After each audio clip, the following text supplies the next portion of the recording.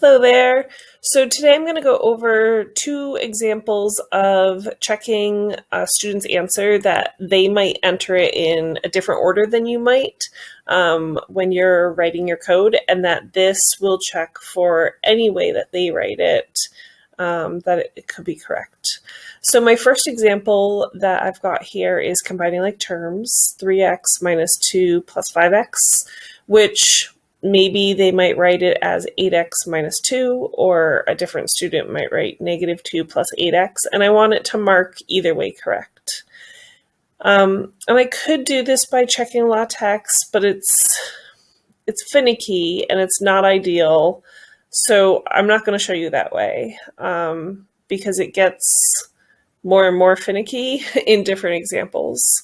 This method can be used for many different things, and it's just really clean and neat. It takes a bit of writing code, but it's really nice.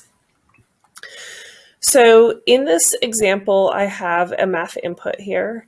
So we're going to go into the CL, the computation layer for this, and normally, I would suggest that we start off writing something for check, and then after that, something for correct.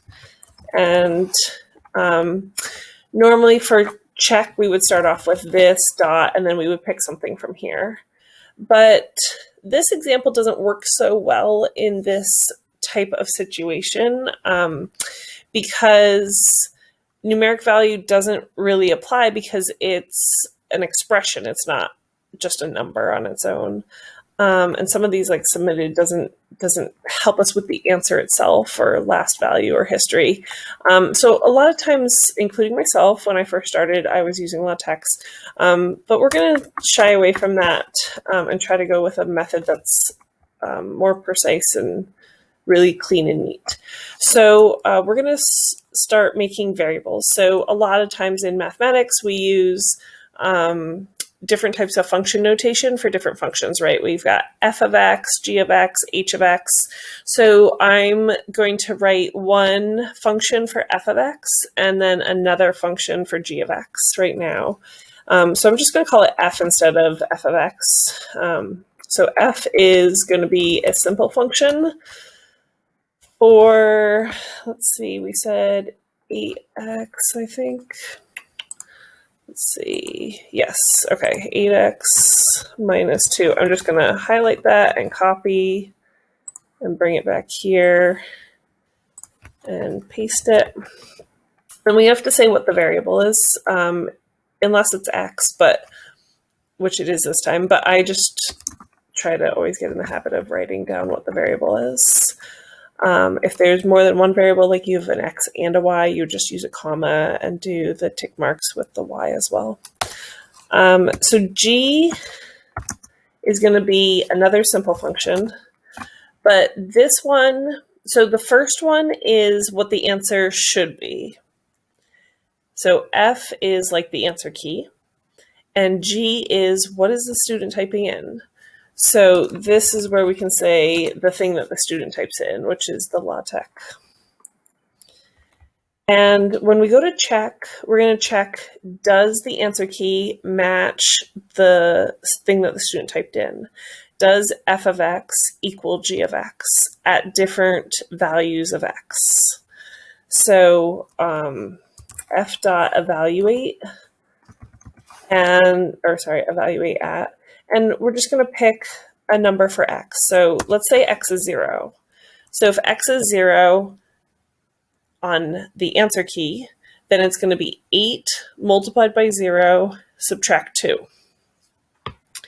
So I could, at this point, say, oh, okay, 8 multiplied by 0 is 0, subtract 2. I want that to equal negative 2. But I prefer to do it this other way. And by the way, I'm doing it with the answer key, so it will match. But I prefer to just match the answer key with the student's answer. So this says, when I evaluate the answer key at 0, I'm going to get negative 2. And when I evaluate the student's answer, what do I get? If it's negative 2, then we're in good shape. But It's not really a good idea just to do that once at one value, because in many cases, there could be like a correct value that matches in one spot, but then not in others. So you should do it a few times just to sort of clean up and make sure that things are accurate. So when I evaluate f at 1, I want to get the same thing as when I evaluate g at 1. When I evaluate g at 2, I want to get the same thing that I would if I evaluated f at 2. And that way it just sort of cleans it up. And then if that's always true at 0, at 1, at 2, then it'll mark it correct. So let's go back to the preview mode. And if I type in 8x minus 2, you can see that up in the top it's marked correct. And I can switch that around and say -2 plus 8x, and it also marks it correct. I can also say +0 and it'll mark it correct. But one thing that it's going to do here that we probably don't want, I know if this is a question that I'm giving, I don't want this to happen with my students, is it's going to accept the same problem back again, because that does evaluate to 8x minus 2. So like one of my previous videos, we're going to sort of combat that by saying, and other stuff needs to be in the check. And the other stuff that needs to be in the check is going to be counting the numbers that it's going to have in the LaTeX. So we want to count the number usage of that 8 should show up once and that 2 should show up once. When we do count number usage, it only works with positive numbers. So even though it's technically a -2, we're just checking +8 and +2. The minus sign is kind of in there. Even though it is a -2, we're just counting it as 2. So what are we counting the number usage of this LaTeX, right? Of 8 happens once, and count number usage, this LaTeX of 2 occurs once. And now if I go back into preview mode and I type in something like -2 plus 8x, like before, it's correct. But if I type in 3x minus 2 plus 5x, now it's marking it as wrong because we're not getting the count number usage that we're expecting.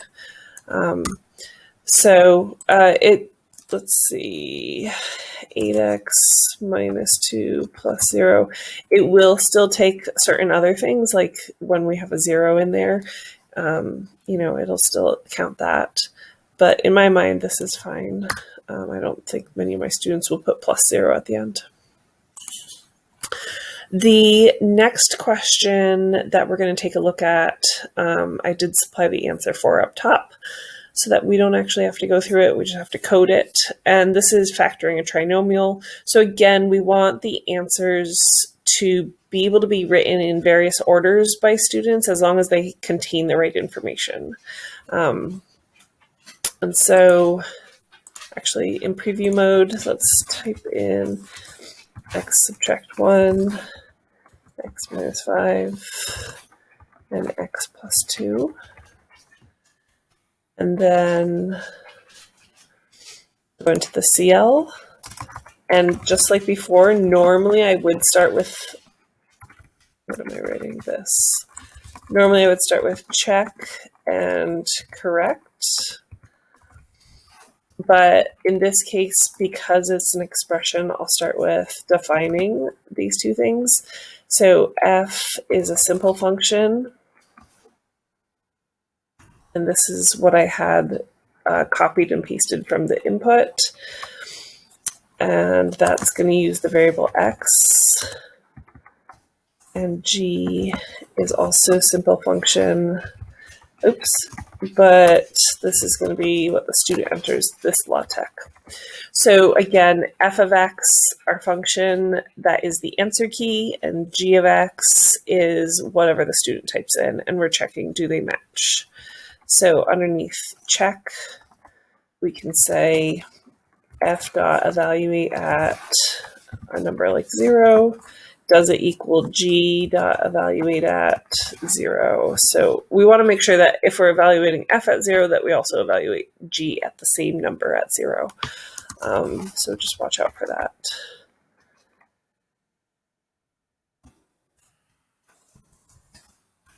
I'm going to put a few more in here with 1s and 2s as well, so that we check those. So just like before, I can put in x minus 5 and x plus 2, and it marks it correct. I can, let's say, put this one in the middle here, and it marks it correct. But let's take a look at this situation. X cubed minus 4x squared minus 7x plus 10. And just like before, that is also marked correct, and we don't want it to be, most likely. I mean, certainly not in my case. So that's where we're going to go back into here, just for, a 1, a 5, and a 2 to put that count number usage into work. And count number usage, this LaTeX of 1, again, ignoring the negative.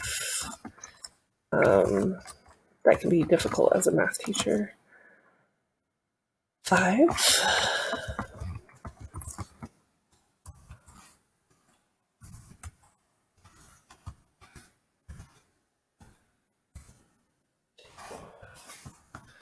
So each of those happens once. If one of them repeated, then you could just put like the number 2 there. But these are all individual singles. So now if I try to type in, let's see if I can copy paste. So now when that's typed in, it's marked as incorrect, which means that the student actually does have to factor it. And I'll put it in a different order, oops, than I did before. And it still works. So the student can submit. So again, this video went through order doesn't matter, but using the sort of a few different things. Simple function, evaluate, count number usage were sort of the 3 main things that needed to be used that were new.